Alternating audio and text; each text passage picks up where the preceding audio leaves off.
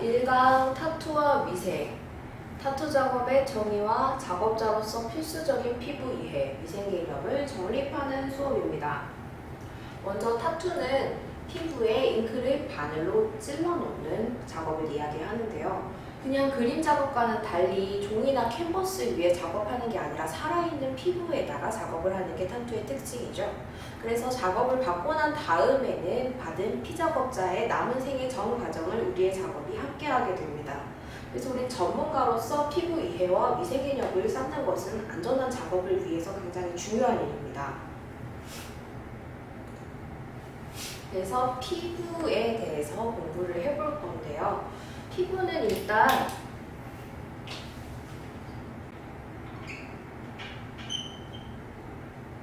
외부에서 들어오는 물이나 세균, 바이러스, 위험물질들을 막아주는 보호 기능을 하고 있고요. 몸 안에 있는 유수분들이나 전해질들이 증발하거나 탈출하는 것을 막아주고 몸 안에 유수분 밸런스를 유지시켜주는 항상성 기능, 감각 기능, 이렇게 피부는 3가지 기능을 하고 있습니다. 몸 바깥에 있는 가장 첫 번째 보호막이에요. 우리는 이 보호막에다가 일부러 인위적으로 상처를 내고 몸 안에 없었던 잉크를 일부러 찔러놓는 과정을 작업을 하시게 되는데요. 일단 우리 작업의 적절한 깊이는 표피와 진피 사이 진피의 상부쯤이라고 생각하시면 됩니다. 피부는 이렇게 그림과 같이 표피, 진피, 피하지방. 근데 피하지방은 피부의 일부는 사실상 아니죠. 표피와 진피까지가 피부입니다. 평균적으로 손바닥이랑 발바닥을 제외한 표피, 진피를 포함한 피부의 두께는 5mm 정도입니다. 표피는 5층으로 구성이 되어 있고 진피는 유극층과 망상층의 2층으로 구성이 되어 있는데요. 진피 그림을 보시면 아래쪽에는 혈관도 지나가고 신경까지도 올라오고 담샘, 문낭 등 많은 부속기관들을 가지고 있습니다. 피부를 지탱하고 있는 곳이라고 생각을 하시면 되는데요. 그렇기 때문에 비교적 안전한 진피 상부, 얇은 가지질이 있고 작은 부속기관이 있는 곳에 작업을 하시게 될 겁니다. 그렇다면 많은 분들이 궁금하실 거예요. 그러면은 진피 자체에 부속기관들도 많고 위험이 따르는데 표피만 작업하면 안 되냐? 그럴 수 있죠. 근데 표피에만 작업을 했을 때는 문제점이 있습니다. 일단 말씀드린 대로 표피는 각질층, 투명층, 과립층, 가시층, 기저층 이렇게 5층으로 구성이 되어 있는데 투명층 같은 경우에는 여기 이렇게 가로를 쳐놨어요. 투명층은 손바닥, 발바닥 에만 존재하신다고 생각하시면 됩니다. 표피의 두께를 생각을 해봤을 때 각 신체 부위별로 한 사람에게도 모든 부분의 피부 두께가 전부 다릅니다. 몸에서 가장 얇은 피부는 어디에 있을 것 같으세요? 눈꺼풀이죠? 눈꺼풀이 표피 두께가 0.03mm. 그러면 일반적인 피부 두께보다 두껍고 표피에만 한층 더 가지고 있는 손발바닥의 두께는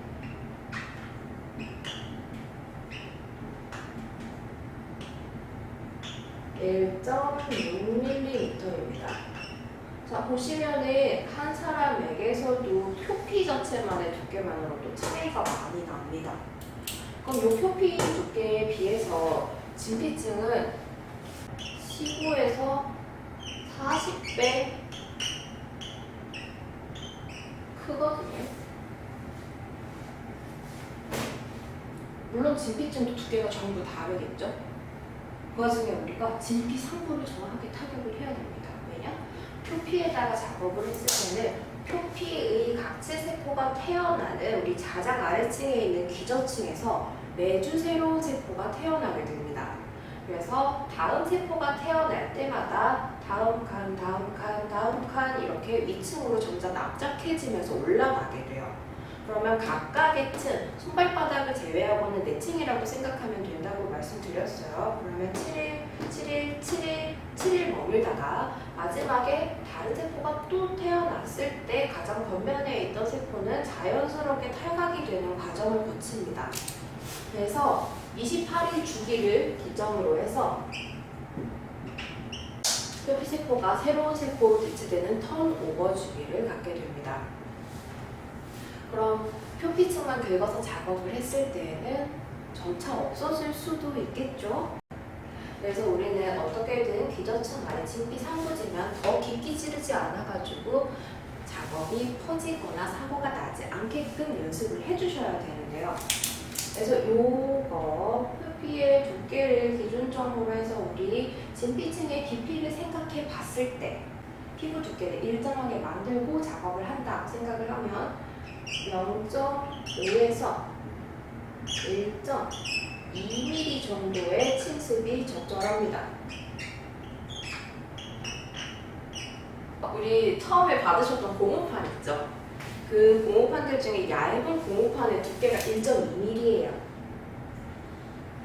이 1.2mm의 고무판을 막 찢으면서 작업을 하면 조금 위험하겠다라는 걸 인지하시고 처음에 선생님들이 맞춰주신 일정한 서플라이 파워 딱딱한 책상 위에 팽팽하게 펼쳐진 고무판에 일정한 핸드 스피드와 일정한 깊이로 일정한 세팅으로 된 바늘을 가지고 일정한 작업을 하도록 연습을 많이 해주시는 것이 우리의 목표입니다. 일단 기준점을 그렇게 맞춰서 작업을 하고 트레이닝을 하시게 되면 실제 작업에서 돌발 상황이 발생을 하거나 각각의 사람마다 모두 다른 피부 상태에 당황하지 않고 그때 상황에 맞춰서 기준점을 변화해서 작업을 하실 수가 있으신 거예요. 자, 그러면 다시 한번 타투 작업 위치에 대해서 리마인드를 해보겠습니다. 표피의 기저층 아래 진피 상부 타겟 포물선 작업이라고 써있어요. 단면을 피부로 볼 때 표피, 진피 두 층만 보시고 여기 구불구불한 게 기저층입니다. 그러면 우리가 사람인지라 바로 진피 상부를 정확하게 딱 찍어서 들어 올릴 수는 없겠죠? 그렇기 때문에 여기가 맞는지 타겟팅을 하시고 깊이를 찾아 들어간 다음에 우리 보편하시면서 고생 많이 하셨죠? 세 번째 파지를 대고 끌고 일정하게 지나가다가 들어 올립니다. 그래서 다음 라인을 이어긋기 수월하게 그리고 깊이를 찾아 들어가면서 너무 깊거나 흔들리는 등의 사고가 발생하지 않도록 조심스러운 타겟팅 작업으로 착색 구간과 비착색 구간을 인지해서 라인을 계속적으로 착색 구간이 반복되도록 박음질하듯이 지나가게 될 거예요. 이해되시죠? 그러면 피부에 대해서 알아봤으니까 이제 위생에 대해서 넘어가 보도록 하겠습니다. 칠판 지울게요. 위생은 누구를 위한 걸까요? 작업자를 위한 걸까요? 피작업자를 위한 걸까요? 사실 작업자와 피작업자 모두를 생각해야 되는 것이 위생입니다. 그러려면 오염에 대한 인식부터가 조금 중요한데요. 써있는 걸 보면 세균이나 바이러스 등의 미생물이 존재할 가능성이 높은 상태 얘가 있을 수도 없을 수도 있어요. 눈에 보이지는 않지만 내가 잘 모르는 것, 일단 내가 소독하지 않은 것들은 오염이라고 생각하셔야 됩니다. 내가 확실하게 알코올이나 메디로스 등의 소독액을 사용해서 깨끗하게 소독을 거치고 UV 소독기에 넣어서 15분 이상 조사하고 내가 하지 않았어요. 누가 했다고 합니다. 근데 일단 내가 하지 않았어요. 그러면 오염이라고 생각하셔야 되는 거예요. 자, 예를 들어서 작업 중에 착용하던 장갑을 끼고 있는 채로 진열장의 잉크병과 잉크 뚜껑을 만지면 어떻게 될까요? 벌써부터 끔찍합니다. 일단 작업 중에는 장갑을 끼고 작업을 할 때 피부를 침습을 했을 때 이런 피랑 진물, 바세린 등등이 장갑에 잔뜩 묻어 있겠죠. 이동하기 전에 무슨 티슈에다 이렇게 닦았을 거예요. 그렇다면 이게 없나요? 있죠. 알 수가 없는 겁니다. 일단 이 장갑은 오염된 상태인 거예요. 그럼 작업 필드에다가 벗어두시고 입고 있던 일회용 앞치마도 벗어두시고 이동을 하시는 게 맞습니다. 만약에 내가 미처 인지하지 못한 채로 그렇게 내가 오염된 상태로 가서 진열장 잉크를 만져버리면 일단 잉크병과 잉크 뚜껑이 오염이 될 수도 있죠. 그 다음에 잉크 뚜껑을 열었을 때 그걸 따라내면서 잉크병 뚜껑이 오염된 상태에 안에 있던 내용물이 닿으면서 오염이 안으로 타고 들어갑니다. 그럼 이 잉크 자체가 오염이 되어 있는 상태가 되는 거예요. 네, 깨끗하게 작업을 해주셔야 됩니다. 그리고 위생 개념에 대한 인지는 굉장히 중요해요. 이동을 한다. 내 상태가 지금 깨끗한가? 나한테 오염을 가지고 있을 만한 뭔가가 없는가를 늘 고민하셔야 됩니다. 그렇지 않으면 내 필드를 제외하고 내 작업장 전체를 오염시키는 상태가 발생할 수도 있는 거예요. 오염과 위생에 대해서 리마인드를 해보겠습니다. 오염과 오염은 오염이에요. 더러운 거랑 만나면 더러운 거죠. 그리고 위생이랑 오염도 오염입니다.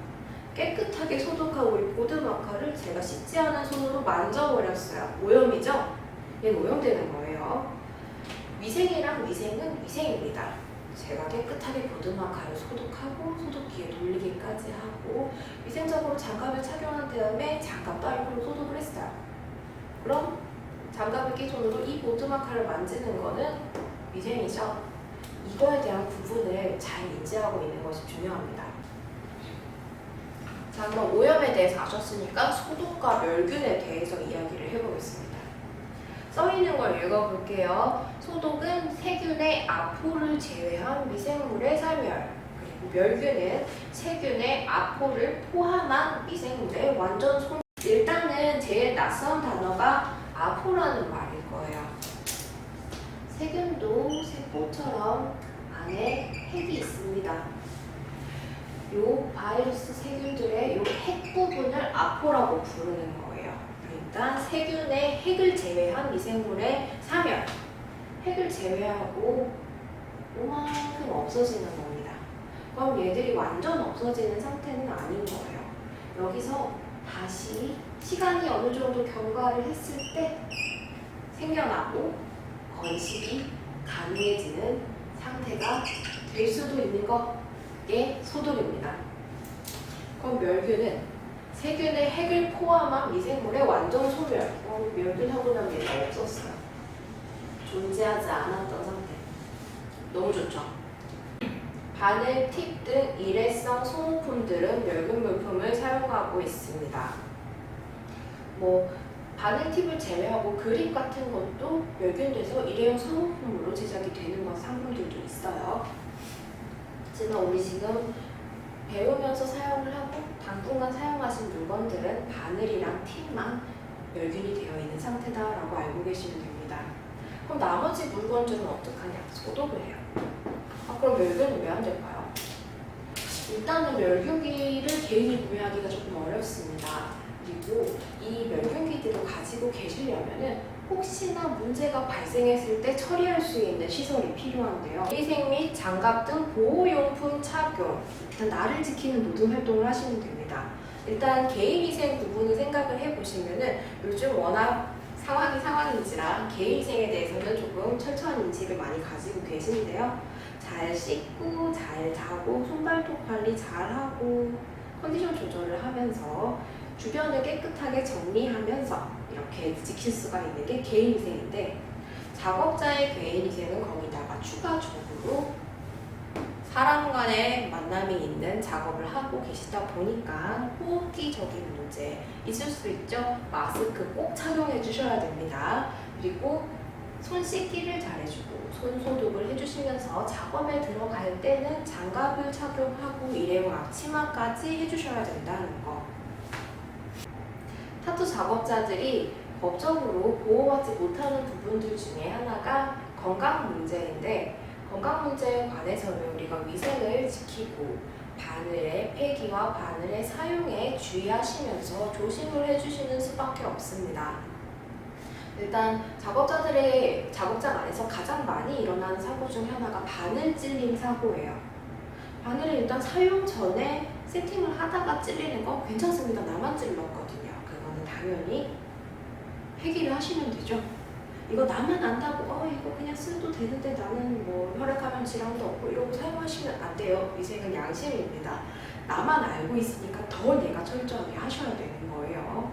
바늘 찔린 사고가 발생한 바늘을 바로 폐기하고 장갑도 벗고 손소독 다시 하고 새 장갑과 새 리드를 꺼내셔야 됩니다. 그래서 전에 찔리는 건 괜찮아요. 근데 작업 중에 내가 세팅하고 작업 이렇게 하고 있는데 텐션을 이렇게 잡다가 실수로 나르면 찌를 수 있어요. 생각보다 많은 찔림 사고가 발생합니다. 그런 경우에는 어떻게 해야 될까? 역시 바늘은 폐기해야 돼요.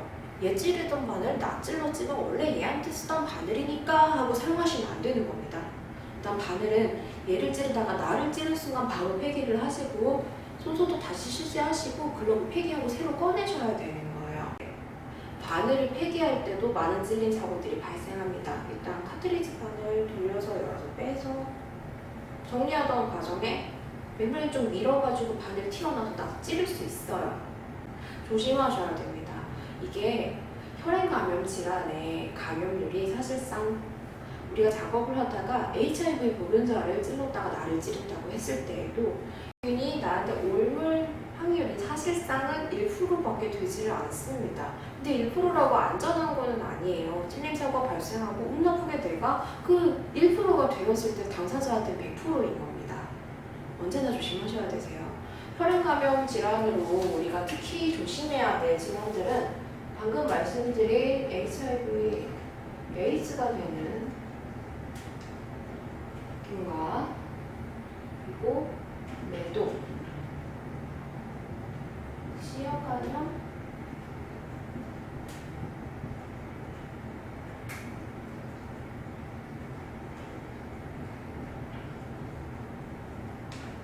그렇게 크게 볼 수가 있어요. 일단 무서워요. 우리 수강생분들이 가장 무서워하는 에이즈. 일단은 조금 더 법을 드리자면 2017년도 기준 하에 그 보건당국에 신고된 부산시의 에이즈 환자가 878명이었습니다. 생각보다 많아요, 그죠? 근데 여기에서 80명이 상담과 치료를 거부하고 잠수를 탔어요. 행불입니다. 너무 무서워, 그죠? 손님으로 올 수도 있어요. 근데 정말로 그분들이 방문을 했을 때 우리 알 수 없죠. 그게 정말 무서운 점입니다. 그리고 작업을 하다가 손님 찔렀던 바늘 나 찔렀어요. 근데 알 수가 없죠. 우리 피자업자 분들의 병명을 알 수가 없습니다. 늘 조심하셔야 되는 거예요. 언제나 조심. 시작하게. 자, 그렇기 때문에 작업자들은 주기적인 건강검진이 필요합니다. 자발적으로. 에이즈와 매독 같은 경우에 사실상 성병으로 구분이 되어 있잖아요. 보건소에서 무료 검사가 가능합니다. 그리고 C형 감염이랑 B형 감염 같은 경우에는 주기적인 혈액 검사 해주시는 게 좋겠죠. 그럼 피작업자의 위생에 대해서 이야기를 해봅시다. 피작업자 개인위생 및 작업장 컨디션 조절. 사실상 피작업자 위생을 우리가 어떻게 해줄 수 있는 부분은 많이 없습니다. 손님이 입장을 하셨을 때 마스크 착용해주세요, 손소독 실시해주세요는 할 수 있죠. 근데 그거 말고 우리가 손님분들을 식여드릴 수도 먹여드릴 수도 재워드릴 수도 없어요. 그렇기 때문에 권장하는 것 말고는 딱히 조절해드릴 수 있는 방법이 없기 때문에 작업 전일에 리마인드 문자 보내시면서 이야기해주시는 것이 좋습니다. 오늘 금주해주시고 잘 주무시고 내일 꼭 식사하고 오시라고. 분들이 작업 필드에서 닿는 모든 물건들 1작업당 1세팅, 한 사람당 한 세팅만 해주시는 겁니다. 그래서 이 사람의 작업이 끝났을 때는 바로 전부 위생적으로 폐기를 해주셔야 돼요. 장갑은 사용면이 안쪽으로 들어가게 벗어주시고 일회용 가운도 소매부터 빼가지고 앞쪽으로 말리게 벗어주시고 필드도 안쪽으로 접히게끔 말아서 각 손님마다 구분을 해서 물건을 폐기해 주셔야 됩니다. 작업자의 위생, 피작업자의 위생을 잘 지켜주시면 작업장과 필드의 위생은 쉽습니다. 작업장 깨끗하게 계속 청소해주고 주기적인 소독을 거쳐주면서 그리고 작업 필드는 한 작업당 한 세팅 해주시고 위생적으로 회기를 해주시고, 혹시 작업을 하다가 휴식 가질 수 있죠? 그때는 꼭 장갑 벗으시고 가운도 벗으시고 다니셔야 됩니다. 내가 장갑 끼고 가운 입은 상태로 돌아서 이번 1강은 여기까지 이걸로 하고 궁금한 거 있으시면 언제든지 질문 주시면